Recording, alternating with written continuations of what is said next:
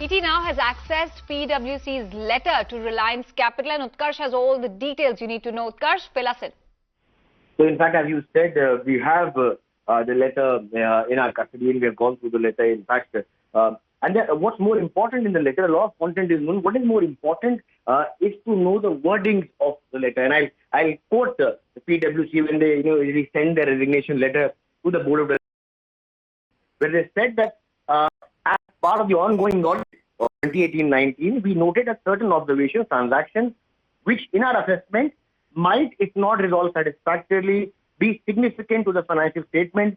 We have raised queries in February 2019 when we commenced our audit. We did not receive any satisfactory response to our queries in light of our observations.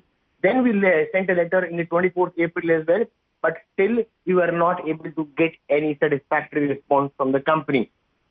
Also, what is more important, that it say that the company has by its conduct sought to restrain us from performing our duty as a statutory auditor by not holding an audit committee meeting within the prescribed period. Such actions create an intimidation threat for us to prevent us from performing our duties as the statutory auditor of the company. It also says, which is very important, that the company threatened us with legal proceedings, including civil and criminal proceedings, in the event we proceed to discharge our duties as prescribed by our laws. So the letter itself alleges a lot of things against Reliance Capital. The letter says that there were a lot of issues which PwC had raised, but RCap not only did not satisfactorily respond to this, but threatened the company with illegal and criminal charges. RCap obviously has denied all of those charges, but this is quite an explosive letter which we have in our hand as a resignation letter to the board of directors of Reliance Capital.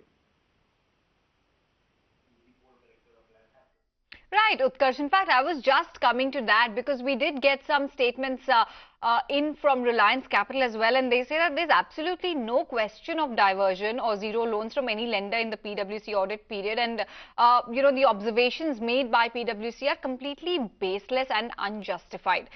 Tell us, you may have interacted with PwC people or with external people from the industry as well. What is the sense they're getting? How is this likely to shape up? Because both the parties seem to be very, very firm and very, very confident about the steps that they're taking at this point of time.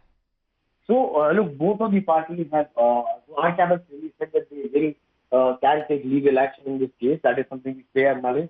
Also remember that if an auditor resigns, it has to go through the approval of the Ministry of Corporate Affairs.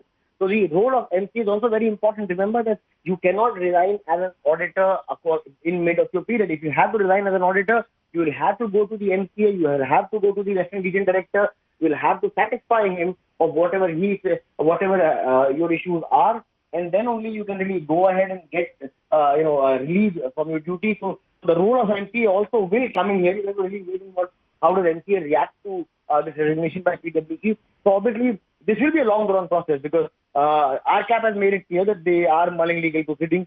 PwC also has been very open in their claims about what they stand for. And then comes the regulatory role of the Ministry of Corporate Affairs also in here when an auditor resigns in mid of the period. All right, then thank you, Utkarsh, for getting us those exclusive details on PwC's letter to Reliance Capital, where the PricewaterhouseCoopers is saying that the company is, Reliance Capital has threatened them with criminal and civil legal proceedings.